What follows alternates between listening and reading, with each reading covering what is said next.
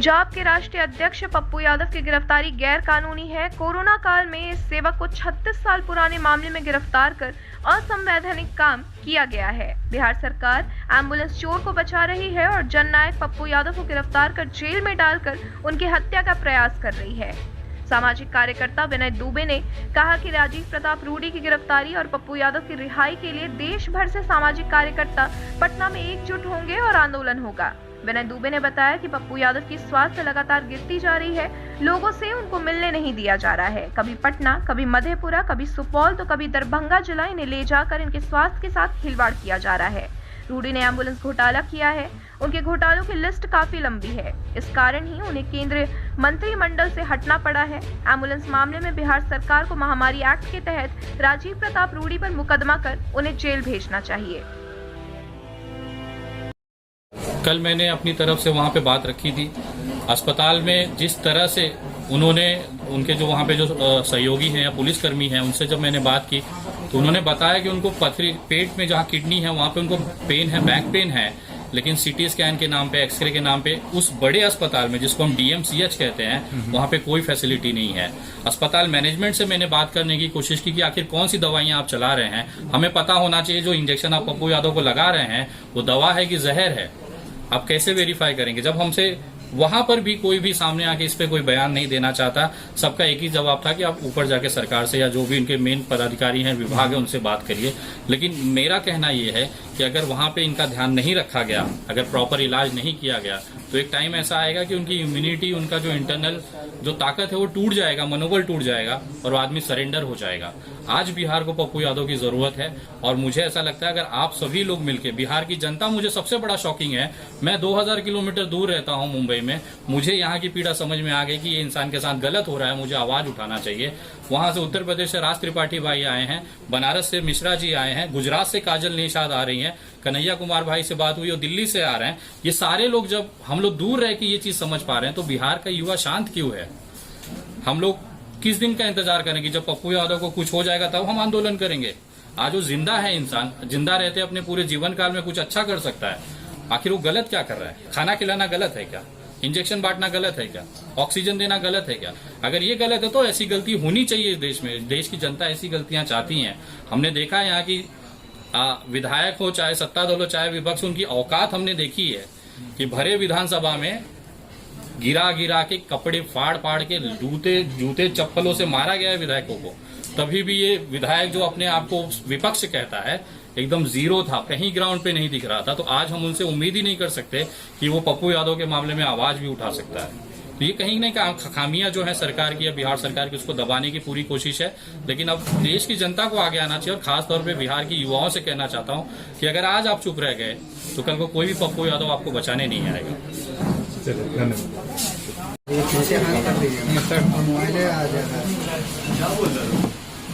जैसा आप लोग जान रहे हैं कि इस समय बिहार में जो कोरोना का प्रकोप है और उसके बाद जिस तरह से अगर कोई काम करने की कोशिश कर रहा है और मदद करने की कोशिश कर रहा है तो सरकार उसे भी मदद करने नहीं दे रही है। आपके सामने अभी ताजा उदाहरण पप्पू यादव जी का है।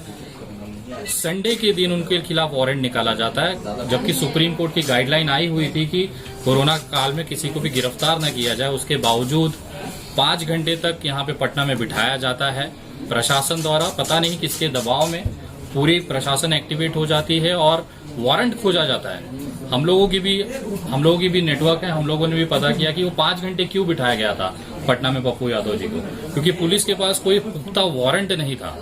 अचानक से फिर मधेपुरा से इनको वहां के एसपी से बात होती है और पता चलता है कि वहां पे वारंट है, तो उनको बुलाने के लिए उनको 5 घंटा बिना कारण बिठाया गया। उसके बाद जब यहाँ से जमानत हुई तब उनको मधेपुरा ले जाया गया। ये केवल हैरेस करने का काम था। एक पूर्व सांसद, एक संविधान पद पे बैठा हुआ व्यक्ति और कम से कम 25 सालों का उनका जो राजनीतिक या संवैधानिक पद पे जो काम किया है उन्होंने, इस तरह के व्यक्ति के साथ अगर इस तरह की कुछ क्रूरता की जाती है, और मुझे तो शंका है कि कहीं न कहीं उनकी हत्या का प्रयास चल रहा है बिहार के अंदर। कल मैं जिस तरह से दरभंगा गया था, उनके अस्पताल में मुलाकात मुझे नहीं करने दिए, जबकि कोई बड़ा इशू नहीं है। मेरे पास कोरोना नेगेटिव की रिपोर्ट है। मैं मुंबई से ट्रेवल करके अगर यहाँ आ सकता हूँ तो कोरोना का बहाना बना के किसी से उनसे मिलने नहीं दिया जा रहा है और वहाँ पे क्या हो रहा है ये किसी को जानकारी नहीं हो रही है। तो कहीं ना कहीं मुझे ऐसी शंका है कि बिहार सरकार उनकी हत्या का पूरा कोशिश कर रही है। उनके इलाज के नाम पे उनकी कोई व्यवस्थाएं वहां पे नहीं है और ये जो दुर्व्यवहार उनके साथ हो रहा है उसके खिलाफ हम लोग आवाज उठाने के लिए अब पूरे देश से जो एक्टिविस्ट हैं, चाहे आप दिल्ली से ले लीजिए, कन्याकुमारी से ले लीजिए, कश्मीर से ले लीजिए, पंजाब से ले लीजिए, अब सारे एक्टिविस्ट बिहार आएंगे और पप्पू यादव जी के लिए आवाज उठाएंगे। और हम संवैधानिक तरीके से पूछना चाहते हैं कि आखिर आपने किस आधार पे उनको गिरफ्तार किया है और रात को 12 बजे कोर्ट खोलने की क्या जरूरत पड़ गई अचानक से, और जिस एरिया में उनको गिरफ्तारी होनी चाहिए, जिस एरिया में उनका अपराध है, जहां पे उनको गिरफ्तार किया गया है, वहां से नेपाल बॉर्डर पे ले जाने की क्या मंशा थी और उस बैरक में रखा गया जहां से सांप निकल रहे हैं। तो ये जो कहीं ना कहीं उनका जो सरकार की जो उद्देश्य था वो बहुत स्पष्ट है कि हम ना काम करेंगे ना आपको करने देंगे। अगर कोई बिहार की जनता को बचाएगा तो उसको जेलों में डाल दिया जाएगा। तो एक छोटा संदेश हम तमाम सामाजिक कार्यकर्ताओं की तरफ से है कि आप जेल के दरवाजे खोलिए, हम लोग आ रहे हैं, हमें गिरफ्तार करिए। अभी आप शुगर था नेगेटिव का, फिर भी क्या बोला गया था, क्यों नहीं मिलने दिया गया? सर देखिए, कोरोना का कारण बताया जा रहा है, उनकी तबीयत अस्वस्थ है बताई जा रही है, लेकिन मेरा सवाल ये पूछना था कि हम लोगों का विषय ही पूरा बदल दिया गया है। अब सारे लोग पप्पू यादव पे फोकस हैं, लेकिन कोई रूढ़ी से सवाल नहीं पूछ रहा है कि वो एम्बुलेंस आखिर क्या हुआ। जो पप्पू यादव ने 40 ड्राइवर्स दिए थे उनका रूढ़ी जी ने क्या किया है, और वो एम्बुलेंस क्या अभी भी बिहार की जनता के लिए खुले हैं या नहीं खुले हैं। अगर रूढ़ी जी का हिसाब किया जाए तो वो इकलौते ऐसे इंसान हैं जिनको बीच मंत्रिमंडल में से उठा के फेंक दिया था इसी एनडीए सरकार ने। वो क्या कारण था, कोई बता सकता है क्या? हम लोगों ने जब इसकी पूछताछ की, खोद किया, तो पता चला उनके ऊपर गंभीर भ्रष्टाचार के आरोप हैं और ये आरोप कोई ऐसे वैसे नहीं है। जिस जमीन पे वो एम्बुलेंस मिले हैं, मैं आज आपके वीडियो कॉन्फ्रेंस के इस प्रेस कॉन्फ्रेंस के माध्यम से मैं पूछना चाहता हूं बिहार सरकार से कि उनकी पर्सनल जमीन पर सरकारी पैसे 9 करोड़ रुपए से उनके जो घर बनाया है, भव्य घर बनाया है, वो पैसे की निकासी आखिर किसने की है और किसने इसमें मदद की है।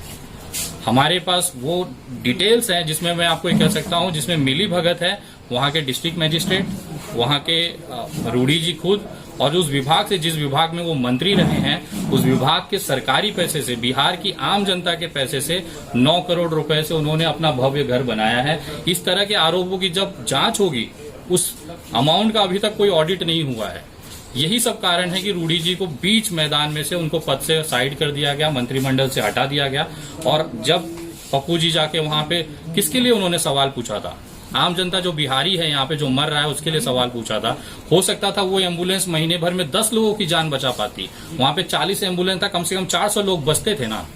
वो सवाल अगर पूछने वाला व्यक्ति को अगर सरकार आरोपी मानती है तो मुझे लगता है देश भर की सारे जो लोग हैं वो आरोपी हैं।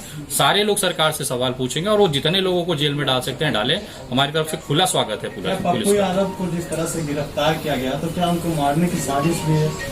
सर मैं आपको जिस तरह से शहाबुद्दीन का मामला हुआ है, जहां पे कोरोना नहीं होने के बावजूद भी उनकी दिल्ली में हत्या हो जाती है, हम लोगों ने इसके बाकायदा सोशल मीडिया पे बहुत सारे सवाल उठाए लेकिन कोई जवाब नहीं मिल पाता। तो मुझे अंदेशा है और विश्वास है कि अभी जब यहाँ से पप्पू यादव जी गए थे कोरोना नेगेटिव थे, लेकिन जब वो थोड़े दिन के बाद उनको पॉजिटिव कर दिया जाएगा और पॉजिटिव की आड़ में एक साजिशन हत्या पप्पू यादव की कर दी जाएगी, क्योंकि उनका जो कद है बिहार के अंदर वो अब बड़ा हो चुका है। एक तरफ सत्ता विपक्ष सब मिल के खेल रहे हैं।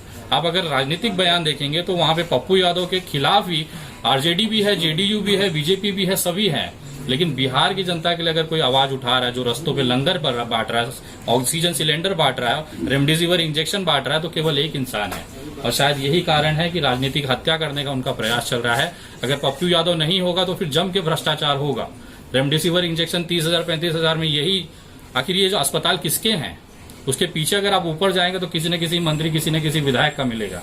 ये जो फायदा है, पैसा जो कीमत है, वो जनता की जान पे, लाशों पे कमाने का पूरा प्रोपोगेंडा है, पूरा तैयारी है, जिसमें रुकावट पप्पू यादव कर रहे हैं। और यही खामियाजा है कि आज वो जेल में है और कुछ दिनों बाद उनकी हत्या हो जाएगी। पप्पू यादव से मिलने तो नहीं दिया गया, क्या वहाँ के डॉक्टर से आपकी मुलाकात हुई? क्या कुछ वहाँ का माहौल है अस्पताल का? वहाँ जो अस्पताल के हालात है वो बद से बदतर है।